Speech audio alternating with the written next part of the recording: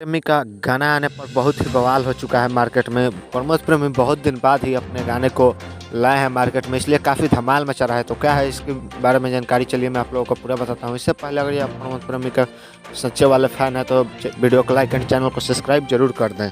जैसा कि आप लोग जानते थे कि प्रमोद प्रेमी बहुत दिन से सॉन्ग नहीं निकाल रहे थे। इसका कारण है कि वो कहीं ना कहीं अच्छे की खोज कर रहे थे। आज वो ऐसा गाना गा चुके हैं जो कि काफ़ी मार्केट में चल रहा है और इंस्टाग्राम रील, फेसबुक रील पर काफ़ी वायरल हो चुके हैं।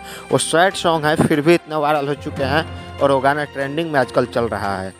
इससे यह अनुमान लगाया जा सकता है कि कहीं ना कहीं प्रमोद प्रेमी का फैन उनके गाने का इंतजार कर रहे थे और इतना ज़्यादा प्यार दुलार देने के लिए, उस गाने को इतना आगे बढ़ाने के लिए कहीं ना कहीं वो बहुत ही बेसब्री से इंतजार कर रहे थे। और प्रमोद प्रेमी लाइव में बोल रहे कि कहीं ना कहीं अब ऐसा गाना मैं लगातार कोशिश करूँगा लाने के लिए।